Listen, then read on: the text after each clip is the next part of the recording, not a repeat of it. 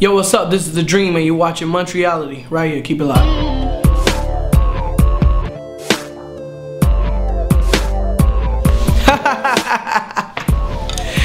It just depends on which year. I would like to say probably earlier on, I was actually probably B student. I would say probably around 92. I wasn't that good of a student just because of personal stuff that happened, my mom passing and stuff like that. So my focus was off probably from like 92 to like 93, 94, but I got it together and graduated on time. So I did just enough to graduate. Yeah. Oh man. On my first job, I was 13, was at a daycare center. I was 13 years old. It was a summer job. I was going from the 8th grade, I think, to the 9th grade, and I remember buying all of my shoes and my clothing for school the next year. And I just felt like, oh man, I'm so dope to just buy my own shit. So I was really, really psyched out about that. Other jobs I've had, man, I would do a job doing anything. It doesn't matter. Whether it's working at a burger place, I remember working at Six Flags, busting tables with my mom. Earlier on, I forgot about that actually. That was even before. I was probably like in the 6th grade, I think. It didn't matter whatever job it was, whatever job that paid, usually kids under minimum wage. Oh man, the first big thing I caught. Well, in my mind, I bought this Jaguar S-Type, which was the first thing for me that kind of stuck out, you know. Of course, things got bigger over time or whatever, but you know, based on now, of course, Umbrella. When after that was written, I think the next biggest thing I got was a Bentley Arnage, and that was in, I think, 08. And so yeah, those are probably two things. I think it's how a career works is like you have levels, so you just get certain things at certain levels. So the Jag was big to me at that time in 04, I think, and then 09 it was a Bentley. So actually I do. One of my favorite books is The Art of War. I actually still go back sometimes and just reference certain things, just to kind of help out my patients, you know, in my political, tactical things that I do in the music industry, because we all know that the music industry is like war. Seeing Red is a book that I'm working on right now, and it's just about what color kind of defines what your mentality is. And I think red is more so kind of like, it's kind of like when a bull sees red and it kind of goes crazy or whatever. And so everybody asked me about this period that I went into mentally when I started writing songs and wanting certain things for myself. And red was the only color that I could see. You know, I think when you see yellow, you kind of lackadaisical. I think different colors just kind of have an attitude or idea towards life. So, yeah. Oh man, I was probably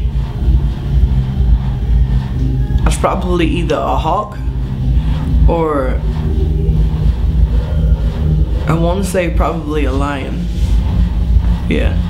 Oh man, favorite cartoon character. That's a good one. Oh wow.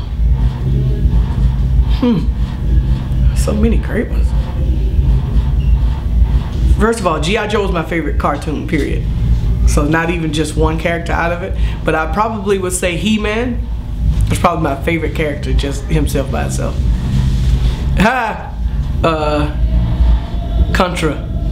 Yeah, Contra on Nintendo was my favorite one. Yeah. With the 2 men, you get the spray gun, you get the, oh man, yeah. Don't get me started. I have several fetishes probably. This would all be all bad. But I like when hands are neat, like when they have their fingernails like right. Like I can't stand when the fingernails are not, you know what it is. Meal. Okay, that means the whole thing. Okay, great. I'll take a bone-in ribeye from Del Frisco's steakhouse, which is the one actually in New York. Crab legs on the side of that. I would take my own peach cobbler that I make, and some Haagen-Dazs vanilla ice cream, and sweet tea from Chick-fil-A. Well, I'm working on this Nicki album, Before My Fans Kill Me, of my own. I'm working on my own contemporary album. So it's 3 albums that I'm working on for myself, period. One is a record that's gonna be like more so an EP is going to only be on 12-inch. So if you hear it gets on the internet, it's only going to be because people literally had to record it from a record player.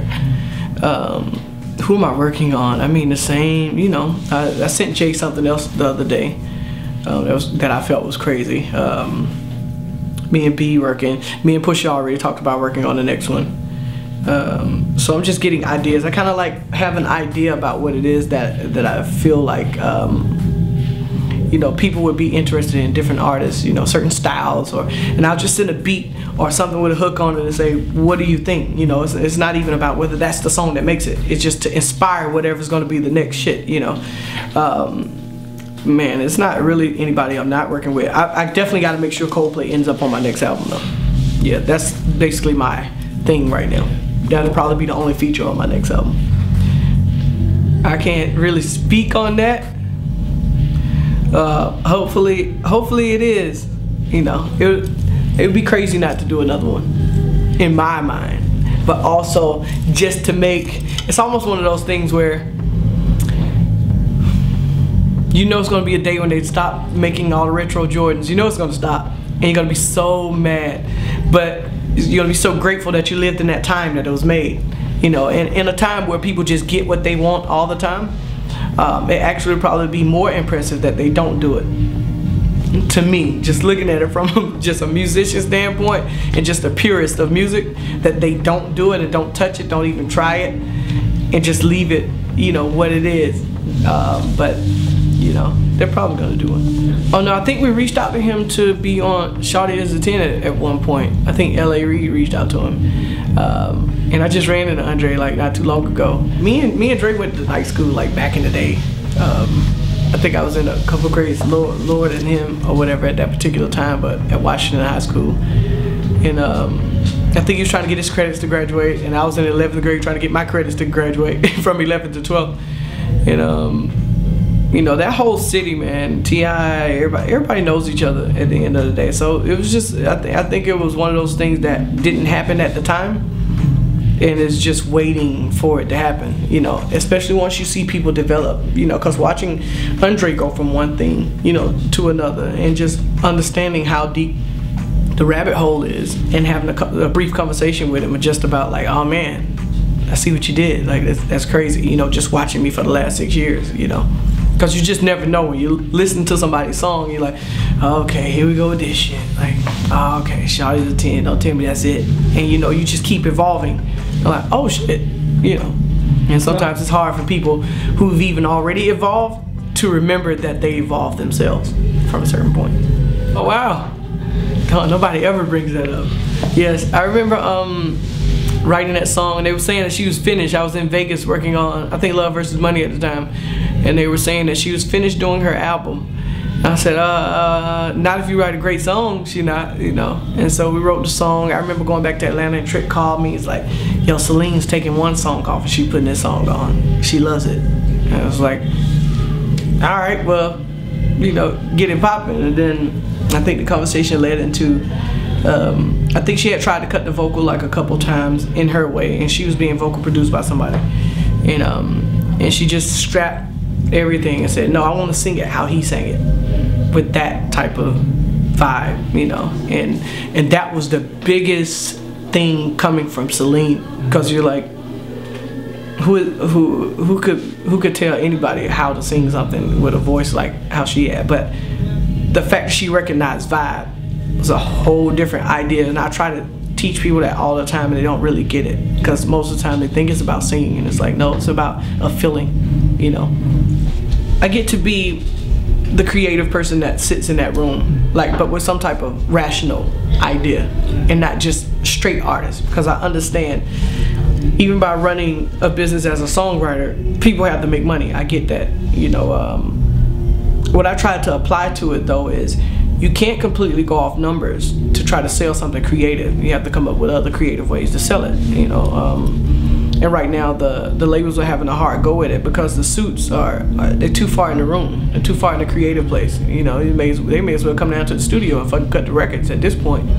My message to the youth is, be yourself at all times. Never sell your soul to any machine, period. Yo, what's up? This is The Dream, and I'm signing off right here on Montreality. Keep it locked. It's nice seeing you. Peace.